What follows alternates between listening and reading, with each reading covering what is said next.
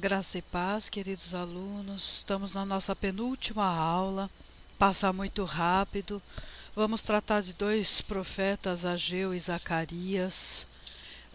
Tratamos juntos deles, eles devem ser lidos juntos. São da mesma época, praticamente com o mesmo propósito, né? E é muito importante vocês entenderem também as circunstâncias em que foram escritos e, e as questões históricas, né, por volta desses profetas.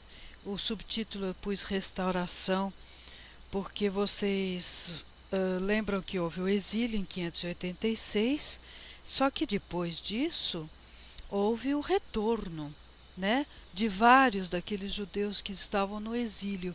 E isso, para acompanhar o que está acontecendo e vocês entenderem, vocês poderiam ler junto o livro de Esdras e Neemias. Vocês vejam que também Esdras e Neemias devem ser lidos juntos, tá? E eles vão dar um embasamento histórico muito bom para vocês entenderem Ageu e Zacarias. Inclusive, Esdras e Neemias citam os profetas Ageu e Zacarias, tá? Nós vamos falar um pouquinho mais com detalhes dessas questões históricas e vocês fiquem bem alertas assim para poder entender, e sempre que puderem, façam só uma pesquisazinha, pega um livro de história de Israel bíblico, ou mesmo em sites, procurem na internet história de Israel no período bíblico, desde os patriarcas até a destruição do templo, né? Porque daí vocês vão ter uma boa noção desse período que está diretamente ligado à escritura, né, do Antigo Testamento, tá bom? Enfim, Ageu e Zacarias. Nós já passamos pelo exílio, nós já tivemos os profetas exílicos propriamente ditos, que foi Daniel e Ezequiel. Inclusive até peço desculpas que o slide que eu postei ontem eu errei o nome. O nome correto evidentemente era Daniel e Obadias e não Ezequiel, como eu escrevi, né? E esses dois profetas estavam profetizando e tentando animar aqueles que estavam recentemente na Babilônia, né? E daí depois passa-se o tempo e você vai ter o Ageu e o Zacarias com outros problemas e outras questões. Se Ezequiel e Daniel lidaram com aqueles que foram para a Babilônia, Ageu e Zacarias vão ter que lidar com aqueles que voltaram do exílio da Babilônia e já estão de novo em solo de Israel, já estão de novo com preocupações de ocupar a terra e reconstruir o templo. Esse é o grande tema e a grande preocupação é a reconstrução do templo, que ela, quando ela começou até bem, e depois ficaram muitos anos parados, simplesmente mais de 15, 16 anos, conforme o autor que você seguir, falam de 12, de 13 até 15, 16. Parado, simplesmente a obra parada, né? Então entram os profetas aí para dar aquela injeção de ânimo, né? Aqui nós vamos falar de outros personagens que não dá tempo da gente discutir em detalhes, mas vão atrás, queridos, vocês não vão ter nada a perder e buscando um pouquinho mais de informação. Ciro era o rei de um reino chamado Pérsia, tá? A Pérsia, queridos, peguem o mapa mundi de hoje, é onde está o Irã, tá? A Pérsia era onde está o Irã. O Irã é a atual Pérsia, tá bom? O Ciro derrotou a Babilônia em 539 e autorizou, num decreto, que os judeus voltassem ao seu país a fim de tomarem a posse da terra. E além disso, ele não só autorizou, como ele ordenou que se reconstruísse o templo e que se devolvesse os utensílios que foram pegos pelos babilônios, né, sagrados, determinando que os judeus fossem também ajudados, assistidos em tudo pelos povos que o cercavam. Então veja, o Ciro, ele é uma figura histórica muito importante, muito interessante, no sentido em que ele tinha uma coisa que era absolutamente revolucionário e inédito para a época, que era uma tolerância religiosa quase que incondicional. Desde que vocês não fossem, vocês povos dominados não viessem tentar algum golpe ou alguma ação militar contra o Império Persa, vocês teriam total apoio, inclusive até financeiro do Império, tá? Então procurem, viu, gente, um pouquinho mais sobre o Ciro, tá? Ele vai ser chamado de ungido também, né? Então é muito interessante isso. E leiam Esdras e Neemias. Olha, isso daqui é para vocês entenderem essa parte que eu estou falando, é o comecinho do livro de Esdras, tá bom? Em 537, olha, pouquinho depois, né? Aqui foi 539, já 2 anos depois que o Ciro conquistou a região toda, né, cerca de 50.000 pessoas empreenderam a jornada da Babilônia até a Judéia. E isso está relatado aqui em Esdras de novo, tá? Tudo isso que vocês vão encontrar em embasamento histórico em Esdras. Né? Assim como eu falava, quando a gente falava de Amós, Oséias, Isaías, Jeremias, eu pedia que vocês lessem a parte correspondente no livro de Reis. Aqui eu vou pedir que vocês leiam a parte correspondente nos livros de Esdras e Neemias, tá bom? Bom, aí voltaram, se estabeleceram no país, reergueram o altar, ainda não é o templo, tá? E retomaram os sacrifícios, a prática dos sacrifícios, tá? Após um período de preparação, que envolvia inclusive a busca de madeiras no Líbano, em torno dos meses maio e junho de 536, a obra de reconstrução do templo foi iniciada com grandes e divergentes emoções. Por que grandes e divergentes emoções? Tinha muita gente, tinha muitos grupos que eram contrários também. Então não foi tudo festa, foi bastante problemático isso, tá? Embora tivesse no início um grande entusiasmo. Mas isso foi morrendo, viu, gente? Foi morrendo, eles iniciaram as obras e oba-oba, e logo depois ficou tudo parado, né? Então, o que a gente deve entender? Né? Que com essa obra parada, os profetas entram em ação com a sua mensagem. E qual é essa mensagem?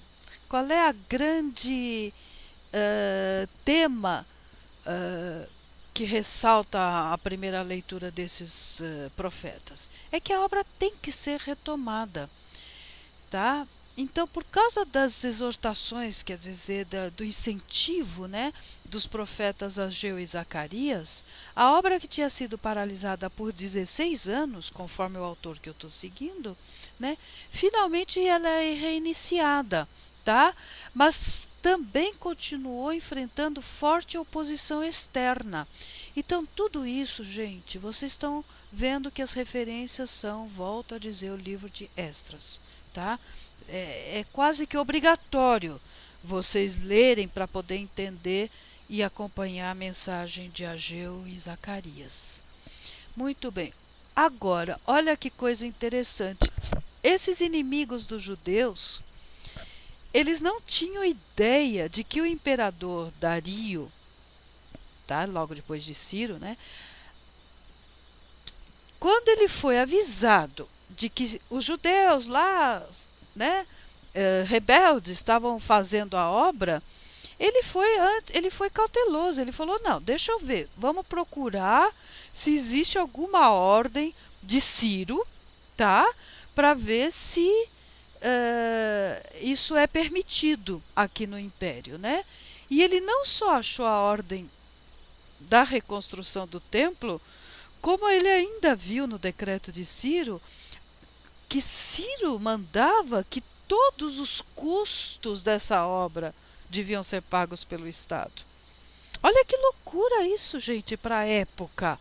Pensa, quer dizer, Ciro é uma figura muito importante na teologia veterotestamentária, né, do Antigo Testamento, e principalmente desse final, porque você tem Ageu, Zacarias e depois Malaquias, né, e depois você tem o grande silêncio profético, mas a ação na história de Ciro, ela é uma ação que tem um objetivo de dar uma continuidade, né, aos planos, né, divinos e a futura advento do cristianismo.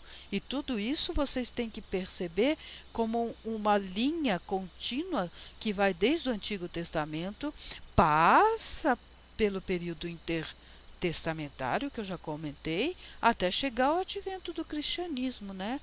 E dentro desse finalzinho aí de período veterotestamentário, antes de passar os 400 anos aí de silêncio, Ciro é uma das figuras mais importantes, ok?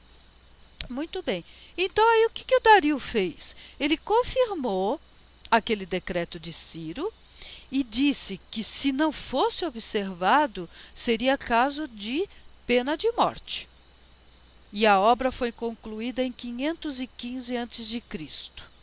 Tá certo? Então vejam, gente, olha, 515 a.C., você reconstruiu o quê? O templo. Por que reconstruiu? Porque ele tinha sido saqueado e destruído. Então é um segundo templo, não é? No lugar do primeiro. Então, este período que começa aqui em 515 e vai até 70 depois de Cristo, não está escrito aqui, mas aprendam. Chama-se, na história judaica, chama-se período do segundo templo. Entenderam? Isso é importante, que vocês vão encontrar nos textos de vocês, tá? E agora fica uma pergunta, gente, aqui, olha. Por que havia da parte dos profetas tanta preocupação com a reconstrução do templo? Por que não podiam ficar só com os santuários e continuar sacrificando nos próprios santuários? Qual é a importância? É isso que vocês têm que entender desse autor. Qual é a importância teológica dessa construção, né? Então vamos lá. A importância, né, do templo na teologia veterotestamentária. Vétero é antigo, testamentário é do Antigo Testamento, ok, gente? Então isso é extremamente importante que vocês entendam, porque com isso vocês vão entender essa ênfase, né, de Ageu e Zacarias nessa reconstrução, tá bom? Bom, uma parte notável na mensagem de Ageu e Zacarias, bem como de outros profetas, é a importância do papel do templo como peça fundamental da esperança messiânica e da restauração. Vejam lá, vamos abrir um pouquinho Isaías, né? E ver o que ele diz aqui. Estou chegando, Isaías 3, 2. Muito bem, tá? Vocês têm 2 e 3. Eu vou começar no 2:1 mesmo, só para... Foi isto que Isaías, filha de Amoz, viu a respeito de Judá e de Jerusalém. Nos últimos dias, o monte do templo do Senhor será estabelecido como o principal. Será elevado acima das colinas, e todas as nações correrão para ele. Virão muitos povos e dirão: venham, subamos ao monte do Senhor, ao templo do Deus de Jacó, para que ele nos ensine os seus caminhos e assim andemos em suas veredas. Pois a lei sairá de Sião, de Jerusalém virá a palavra do Senhor. Queridos, isto teologicamente é o cerne, é a coisa mais importante nesse momento, né? Então é muito eu aconselho muito que vocês prestem muita atenção nisso e deem a importância que isso tem, para vocês verem que dois profetas, os últimos praticamente, né, dos três últimos profetas, dois foram levantados, né, digamos assim, por Deus, para exigir, incentivar e mostrar a importância dessa reconstrução do templo, né? Em Ezequiel 37, você vê a enfatização já da restauração de Israel como um só reino e um povo só, né? E também tinha o templo como fator integrante e fundamental. Você vê que diz assim, lá em Ezequiel, até reproduzir aqui: minha morada estará com eles, eu serei o seu Deus e eles serão o meu povo. Então, quando o meu santuário estiver entre eles para sempre, as nações saberão que eu, o Senhor, santifico Israel. Então veja, essa é a grande importância e é o fundo teológico e espiritual da mensagem de Ageu e Zacarias, tá? Assim, com o conhecimento escatológico que eles também tinham na época, sabiam que precisavam do templo reconstruído por três motivos: para aguardar o Messias, para se preparar para a restauração ampla da nação e para promover a glória de Deus entre todos os povos, né? Então isto mostra que essa negligência de todos esses anos com a obra do santuário afetava frontalmente os objetivos e, ao mesmo tempo, colocava esse povo longe das ordens e dos objetivos de Deus. Entenderam? Era como se eles tivessem um descaso com a própria palavra, com a própria revelação. Então é seríssima essa questão, é seríssima, tá? Então vamos lá. Olha o nosso Império Persa. Gente, presta atenção no tamanho disso. Vamos lá, olha aqui o Mar Mediterrâneo, olha a Chipre aqui. Olha a Chipre aqui. Olha o que era o antigo Israel, tá vendo, ó? Eles pôs aqui Judá, mas olha, você tem aqui Israel, aqui você vai ter o Mar Morto por aqui assim. Aqui mais ou menos ao norte é onde ficava a Filisteia, que a gente comentou. Lembra que eu falei para tomar o Mar Chipre como, né?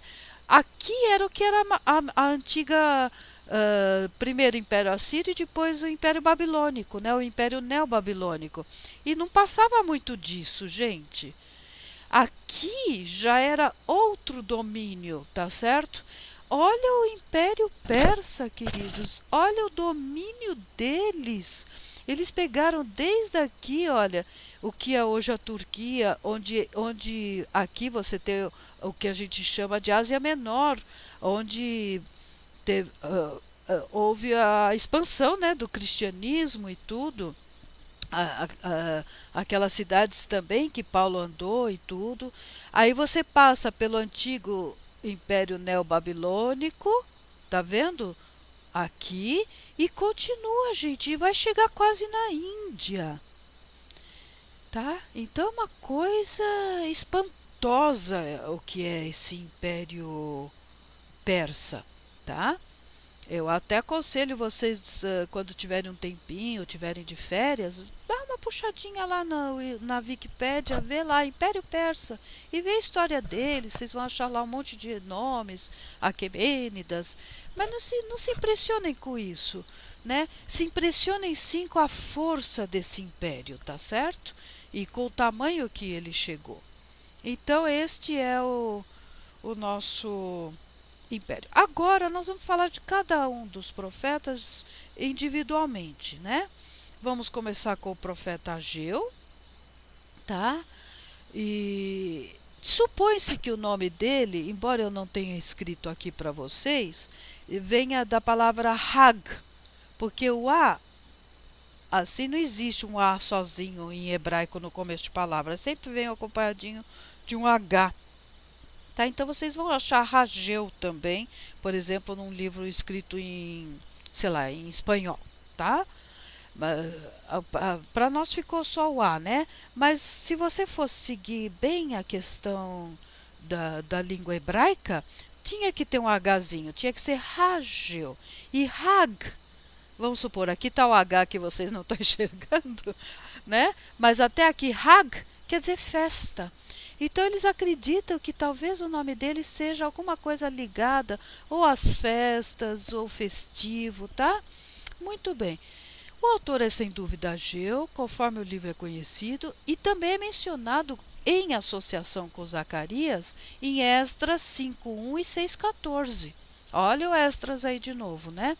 Além da participação que Ageu teve na reedificação do templo, a gente não sabe mais quase nada sobre a vida dele, tá bom? Podemos supor com muita quase certeza que ele começou a profetizar aqui nos anos 520, tá? Eles partilharam da mesma origem histórica, tendo ambos iniciado seu ministério no segundo ano do rei Dario I, né? E sem dúvida o monarca mencionado por Ageu é o Dario conhecido na história da Pérsia, tá? Como Dario Histaspes, tá? Que assumiu o trono da Pérsia em 29 de setembro de 522, tá? A data mais provável é que tenha começado, e não começado, né? Começado a profetizar em 520, o Ageu, tá certo? E eu partilho, eu acho que é por aí mesmo, porque é quando entram as questões da construção do templo, né? Muito bem. Olha, gente, que coisa boa. Aqui vocês têm também um livro que tem uma datação muito precisa. Muito precisa. Em 1:1, você diz segundo ano do rei Dario, sexto mês, primeiro dia. Não confundam o rei com o imperador, tá, gente? O imperador é o Ciro, tá? Muito bem. Segundo ano do rei Dario, sexto mês, primeiro dia. Isto é, para o nosso calendário, 29 de agosto. Mas de que ano? Tá aqui. Todas essas datas são do ano 520, tá? E como já foi dito lá no slide anterior, trata-se de Dario Histaspes, ou chamado Dario I, tá? Ou Dario o Grande, tá? Ele governou a Pérsia de 521 a 486. E Dario é bem conhecido também na arqueologia por causa de uma inscrição de um lugar chamado Berristun, que foi essa inscrição, queridos, eu vou falar um pouquinho mais para frente, eu vou mostrar um slide para vocês. Ela foi escrita em 3 línguas, tá? Ela foi achada no local chamado Monte Berristun, que está no Irã de hoje, né? E esse monumento, ele é fantástico, ele é importantíssimo, essa inscrição de Berristun, porque ajudou a decifrar as inscrições cuneiformes. Lembra que eu já falei para vocês da escrita cuneiforme? Até pedi que vocês dessem uma pesquisadinha, olhassem fotografias, botassem lá escrita cuneiforme, imagens. Então, foi por causa dessa inscrição que foi feita em 3 línguas, sendo uma delas a cuneiforme, é que os estudiosos conseguiram decifrar, e por isso hoje a gente sabe quase tudo não. Tudo o que a gente sabe veio das inscrições cuneiformes da Síria e da Babilônia e tudo, né? Então é uma inscrição muito importante, é muito importante que vocês conheçam um pouquinho a história dessa inscrição, porque o que a gente sabe hoje da história da chamada Mesopotâmia, que teve desde lá dos sumerianos, depois vieram os assírios e os babilônios, é por causa da escrita cuneiforme que foi decifrada em função dessa inscrição, ok? Então aqui, queridos, isso eu parei um pouquinho nessa primeira data só para explicar para vocês que essa data ela é muito precisa, dá para inclusive, olha, tá vendo a segunda data, que é data no capítulo 2, fala segundo ano do rei Dari, todos são no segundo ano, percebe? Então todos são 520. Um é no sexto mês, o outro é no sétimo, outro e as outras duas no nono, tá certo? Então vocês têm aqui uma datação e ajuda um pouco a entender a estrutura, né, do livro de Ageu, né, que é um livro também bastante curtinho, né? Deixa eu ver aqui. Ele vai até somente 2:20, né? 2:23. Deixa eu ver se eu não estou falando bobagem. Não, 2:23, né? Então, ele ajuda, e essas datas é um dos critérios, eu acho o critério mais visível e mais material que se tem, né? De se dividir e estruturar os livros, tá? Então, olha, eu estou falando de Esdras e Neemias. Eu peguei esse slide que, evidentemente, vocês percebem que não é meu. Tem até aqui o símbolo da onde é, Escola Bíblica Dominical. Mas eu achei muito interessante. É um slide que foi tirado de um curso sobre Neemias, mas que mostra aqui esses retornos, para vocês terem uma ideia. Assim como o exílio da Babilônia, o principal foi 586, mas ele já era um terceiro exílio, né? Teve um antes, dois antes, vocês sabem, que já começou até em 605 e 590 e alguma coisa, né? Datas assim de cor absolutamente não vou lembrar, né? Mas vejam, 50 anos depois você tem o primeiro retorno, que é liderado pelo Zorobabel, que está descrito aqui, ó, nos livros de Esdras. Tá? E depois do primeiro retorno, vejam, gente, praticamente 3, 4 gerações depois, você tem o segundo retorno, né? Então você veja que o livro de Ageu e o de Zacarias está aqui nesse meio, ó, entre o primeiro retorno e o segundo. Essa turma do primeiro retorno é a responsável pela reconstrução do templo, enquanto que a turma que já é liderada por Esdras,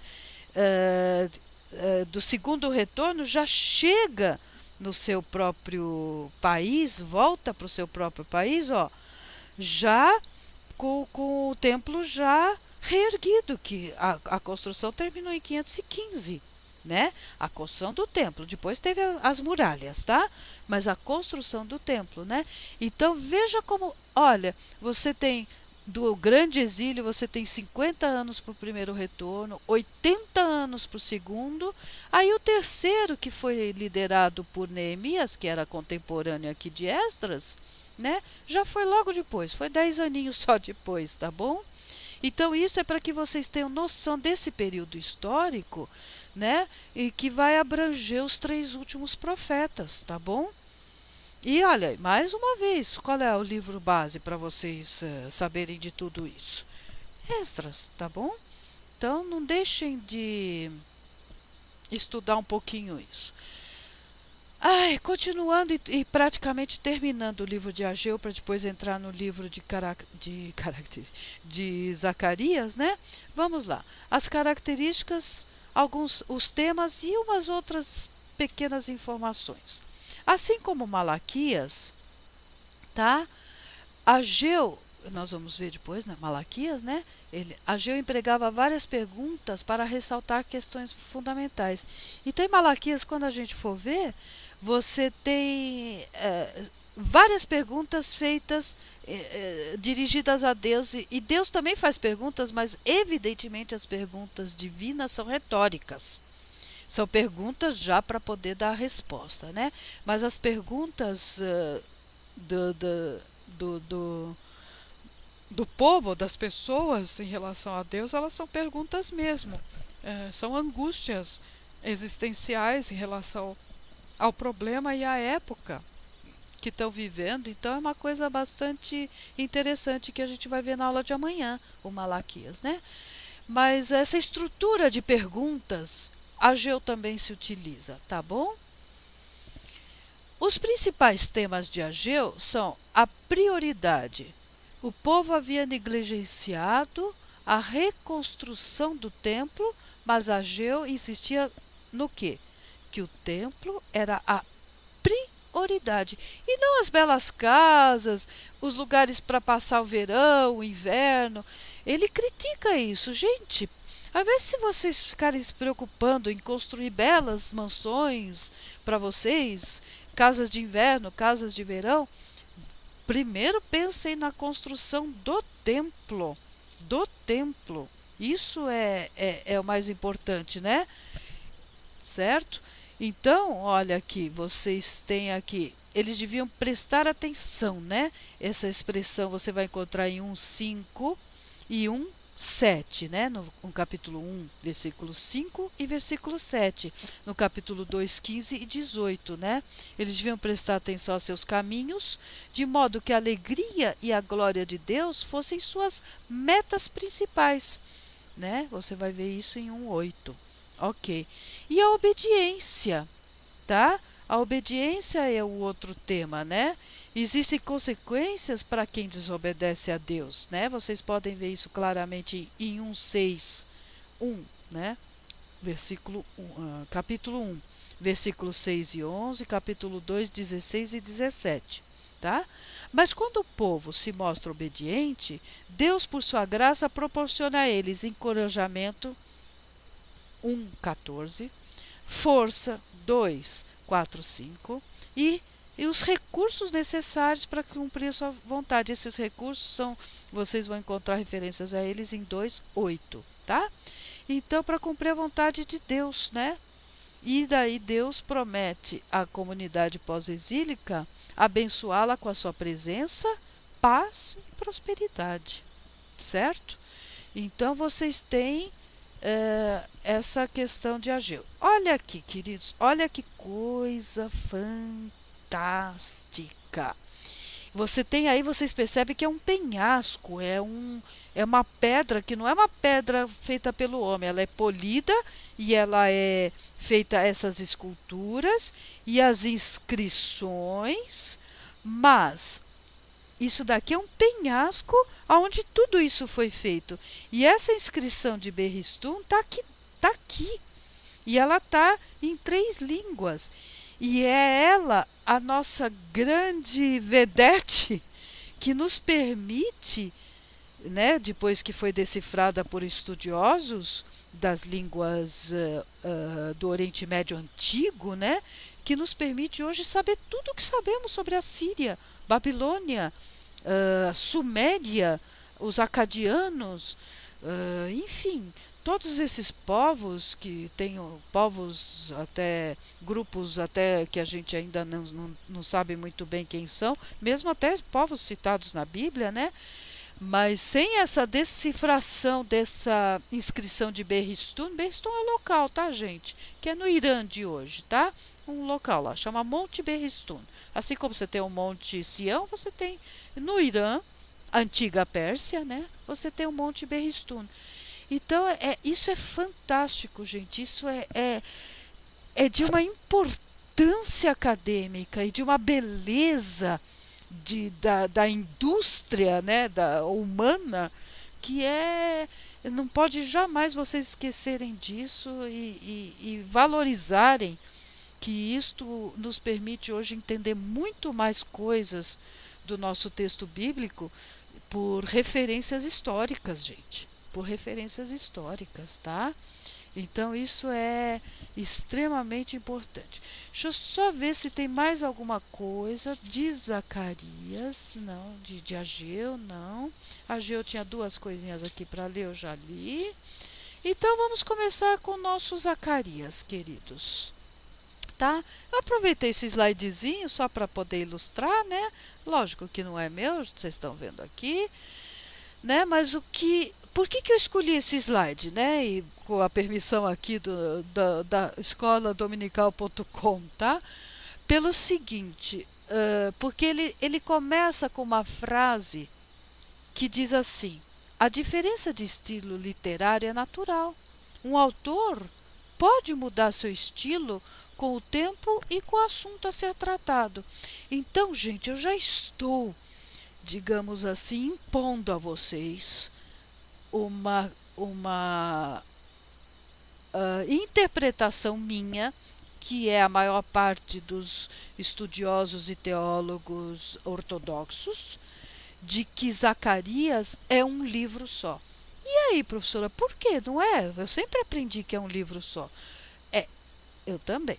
Mas acontece que existem autores que acham que Zacarias, depois do capítulo 6, deixa eu ver, a começar 6 a 9, 6 a 12, é outro Zacarias, tá?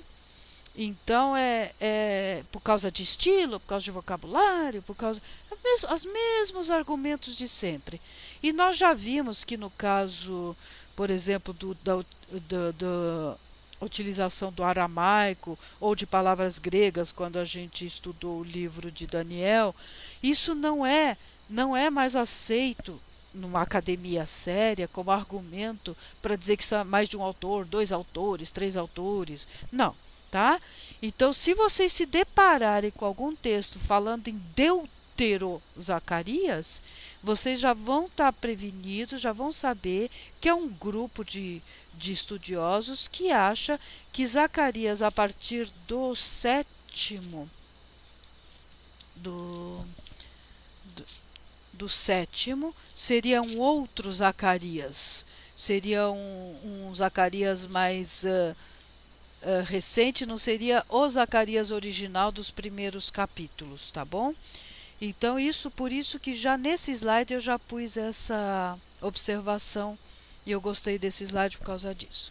Então, vamos ver quem é o nosso autor. O autor é identificado em 1 como Zacarias, filho de Berequias, que por sua vez, é filho de Idô. Seu nome significa Deus se lembra. Por quê? Porque Zahar, acreditem em mim, aqui no hebraico deveria ter um H, tá? Se a gente ia escrever Zacharias e ia pronunciar Zacharias, tá? Zahar, sem o ia, porque ia sempre, lembra que eu falei para vocês que remete ao nome de Deus, né? Yahvé, Yah, tá? Zahar é lembrar, tá? Você tem um grande livro místico judaico da Idade Média chamada Zahor, que é a lembrança, tá? Então, por isso que Zacarias significa Deus se lembra, assim como Hagai vem de Hag, de festa, né? Muito bem. Assim como Jeremias e Ezequiel, o Zacarias não era apenas um profeta, mas também um sacerdote. Aliás, o único dos chamados profetas menores que é sacerdote. Então, dos 12 profetas menores, somente Zacarias é sacerdote, tá?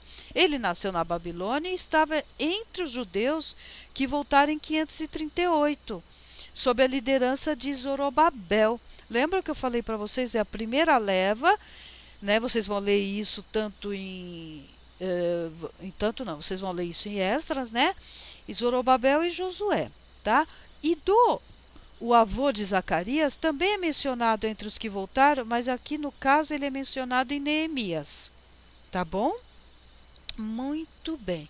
E só por curiosidade, Neemias também você tem aí deveria ter um Hzinho se fosse seguir o hebraico, tá bom? Por isso que eu peço até às vezes desculpa se eu falo um nome um pouquinho diferente, é que foram tantos anos falando o nome da forma mesmo hebraica, que às vezes sai sem querer, tá? Muito bem. A data. Zacarias iniciou sua missão de profeta aproximadamente 2 meses depois de Ageu. Eles são super contemporâneos, né? E continuou a profetizar durante 2 anos. Supõe-se que pela sua pouca idade, tá? Eles acham que Zacarias dá indicações de que tinha pouca idade aqui em 2:4. Vamos ver o porquê. Eu vou ler a partir do 3 só para não ficar muito sem sentido. 2:3, eu vou começar. Então o anjo que falava comigo retirou-se e outro anjo foi ao seu encontro e lhe disse: corra e diga àquele jovem: Jerusalém será habitada como uma cidade sem muros por causa dos seus muitos habitantes e rebanhos. Entenderam? Então, pelo fato de o anjo dizer corra e diga àquele jovem, porque é o próprio Zacarias contando o que ele ouviu, né? Então, supõe-se que ele tinha pouca idade, tá? No início do seu ministério, tá? Isto também teria como consequência também a possibilidade dele ter continuado a ministrar mesmo durante ainda parte do reinado do rei chamado Artaxerxes, que reinou aqui nesse período, tá? Existe nos estudos a gente tem essa grande convicção, tá bom? De que ele chegou até, pelo menos ao início aí do reinado do Artaxerxes, tá bom? Muito bem. Estrutura e temas. Ok. Zacarias contém uma variedade de formas literárias. Então, por exemplo, visão, tá? É uma forma literária. A pergunta retórica é outra forma literária. Então, quando eu digo formas literárias, é isso, tá bom? E que, lógico, que a gente vai perceber melhor se pudesse ler no próprio hebraico, né, gente? Que as traduções sempre nós não tem como, né? Vamos perder um pouquinho. Mas vamos falar das visões, né? Da primeira parte, são semelhantes às visões de Ezequiel e Daniel. No capítulo 14, uma batalha final contra Jerusalém é descrita em que Deus surge como guerreiro vitorioso para salvar o povo de seus inimigos. Então essa temática de Deus como um guerreiro, tá? Ela é muito forte, muito presente, não só nas mensagens do Antigo Testamento, como também você tem vários relatos em toda Mesopotâmia, né, Assíria, Babilônia, enfim, dos seus deuses lá também serem guerreiros e lutarem mesmo em batalhas, tá? De forma semelhante, as visões dos cavaleiros, dos 4 carros e da mulher dentro do cesto também podem ser consideradas apocalípticas. Então, lembra que eu falei das características da literatura e do texto apocalíptico, né? Você tem a presença dessas características também em Zacarias, tá? Você tem textos de cunho, de tom apocalíptico, né? E Apocalipse, a palavra em si quer dizer revelar, simplesmente. Só que a questão que os caracteriza, essa revelação, é que ela é feita nessa forma de visões estranhas, visões noturnas, né? As visões da primeira parte que Zacarias tem, todas elas ocorrem no mesmo dia, né? Então, e são noturnas. Então, são coisas assim que são bem característicos do texto apocalíptico, tá? Embora ainda não seja um apocalipse, né, como é o Apocalipse do Novo Testamento, né? Mas entre os 2 testamentos, aquele período que eu falei para vocês que é riquíssimo e importantíssimo ser estudado, entre os 2 testamentos você tem uma literatura apocalíptica muito importante, tá? Para o estudo justamente dessas características, tá? Ok, o livro é principalmente uma mistura de exortações, olha, outras formas literárias, exortações, visões proféticas, sentenças de condenação e salvação, tá certo? Então é muito importante. Aqui, queridos, aqui o capítulos 9 a 14 são considerados de outro autor por aquela. Eu queria ter certeza do número dos capítulos para não falar bobagem, porque como eu considero um só, eu nem quis gravar exatamente quais, tá? Mas os últimos 6 capítulos aí, né? 9, 10, 11, 12, 13, 14. Isso. Os últimos 6 capítulos são considerados de um autor que eles identificam como Deutero. Deutero quer dizer segundo, né? Deuteronômio, lembram? Então, Zacarias. Né? Mas, enfim, a gente já discutiu isso que, no meu ponto de vista, não procede, tá bom? E agora os temas principais, eu pus só assim, o futuro imediato e o futuro distante de Israel, e aí eu vou pegar aqui a minha colinha e vou ler para vocês, que eu achei que era mais interessante do que eu ficar escrevendo Então preste atenção. Depois, se vocês quiserem, parem um pouquinho a aula, façam as suas anotações, ouvem de novo esse pedaço, né? É assim, como, por exemplo, quando eu estou ouvindo alguma aula ou alguma palestra em vídeo gravado, às vezes eu paro, vou anotando, volto, entendeu? É uma forma de estudar legal, viu, gente? Então, o futuro imediato de Israel é o seguinte: os 8 primeiros capítulos de Zacarias, eles preparam o cenário histórico e apontam para o futuro próximo da comunidade judaica restabelecida. São aquelas questões daquele momento, gente. É a reconstrução do templo, etc. Tá? Enquanto os repatriados se esforçavam para reconstruir o templo, Zacarias cuidava de incentivá-los e convidá-los para se arrepender dos pecados, os exortava a demonstrar compaixão e misericórdia pelos necessitados. Vocês podem achar isso, por exemplo, no capítulo 7, de 4 a 14, né? As visões noturnas de Zacarias expressam a contínua preocupação de Deus com a proteção e restauração de seu povo, bem como revela a importância de Zorobabel e Josué no plano de Deus, tá?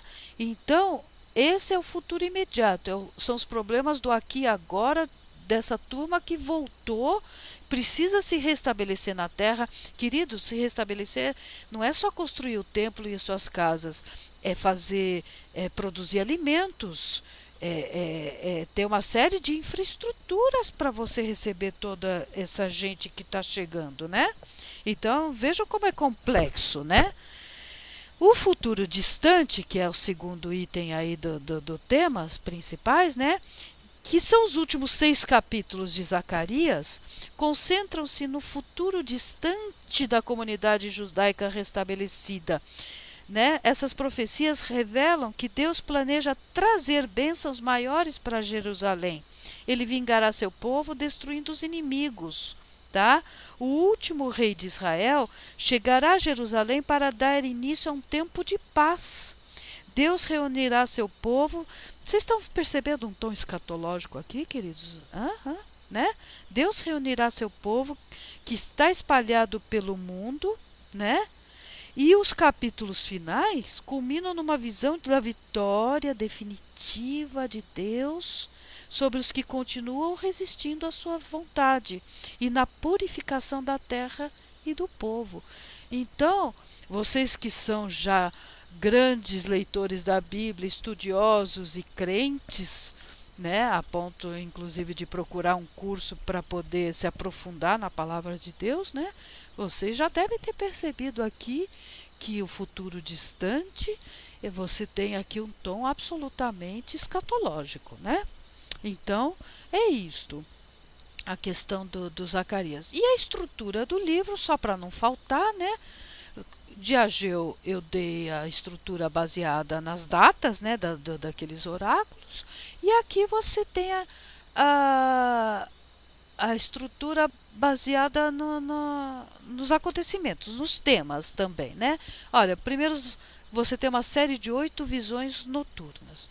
É interessante lembrar que essas 8 visões foram numa noite só, né?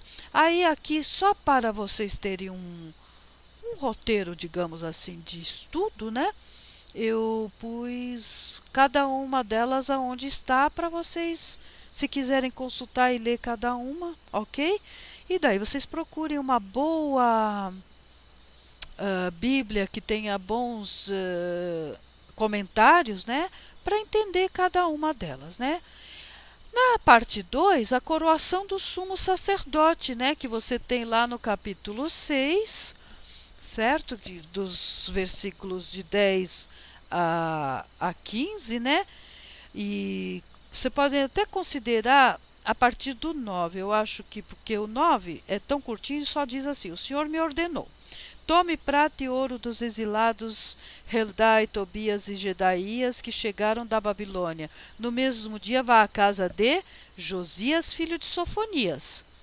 Tá? Pegue a prata e ouro, faça uma coroa e coloque-a na cabeça do sumo sacerdote Josué, filho de Jeozadak, ok?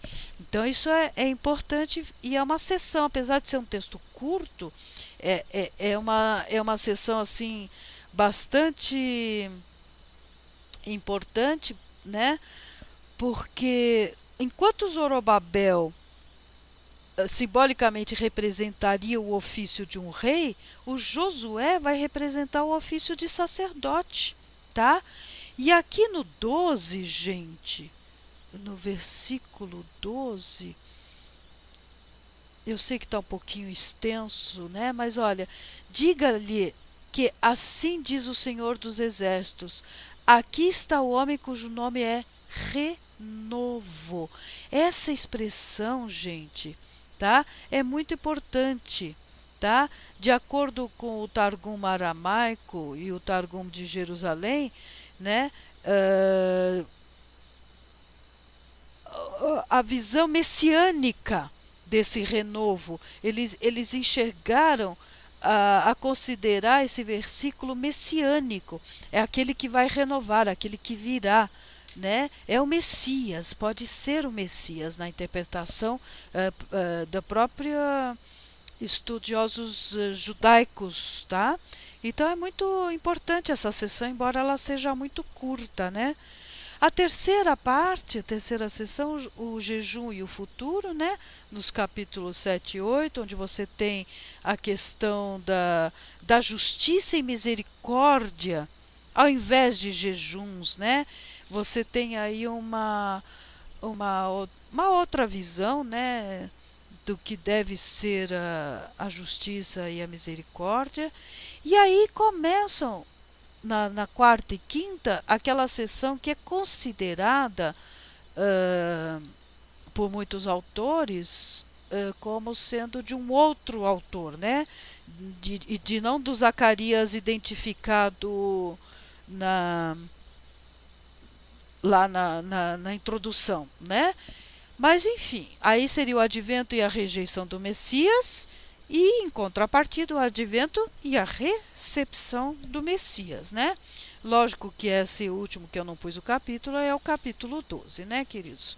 É uma falha assim didática, mas vocês completem aí nas anotações de vocês, tá? Que é um capítulo que vai falar é um capítulo muito importante, né? Da destruição dos inimigos de Jerusalém, do arrependimento, né? Dos habitantes de Jerusalém, né? E você tem até o 14, não até o 12, tá?